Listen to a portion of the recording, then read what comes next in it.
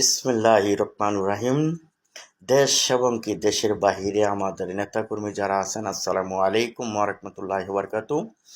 আসেন আমরা সকলে বাংলাদেশে একটা সুন্দর একটা বাংলাদেশ তৈরি করি। আমরা নেতাকর্মী যারা আছে সকলে মিলে আমরা কাঁধে কাঁধ রেখে ঐক্য হয়ে আমরা সকলে ভিতরে হিংসা না রেখে আমরা সকলে কাজ করব। কে বড় কে ছোট এইগুলো আমরা পিছনে ফেলে আমরা সকলে একসাথে আমরা চা খাবো এক প্লাটে বসে।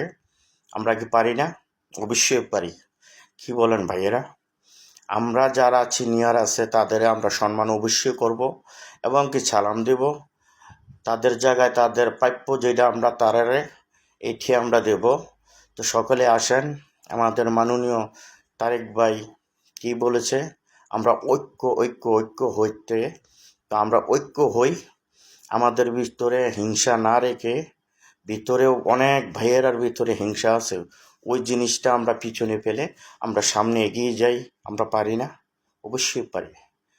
আমরার ভিতরে আগে যেরকম ফ্রেশ ছিল, আমরা সকলের সাথে আমরা ভালোবাসা ছিল এবং কি ফোন করে আমরা সকলে বালাউড়া গিয়েছি। রাস্তাঘাটে একটা মোটর সাইকেল চলাচল করলে আমরা রাস্তার মেন মোটর সাইকেলটা থামাইয়া সকলে আমরা কি বলতাম, কেমন আছো ভাইয়া, ভালো আছেন? আমরা এই ব্যবহারটা করি, সুন্দর একটা বাংলাদেশ তৈরি করি।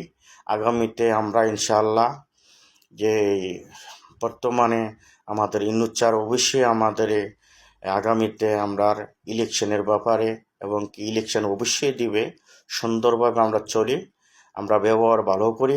আসেন তো সকলের জায়গা থেকে ভালো থাকবেন, আমার জন্য দোয়া করবেন। আপনাদের হানিফ বাশার ভাই। ওকে, আসসালামু আলাইকুম ওয়া রাহমাতুল্লাহি।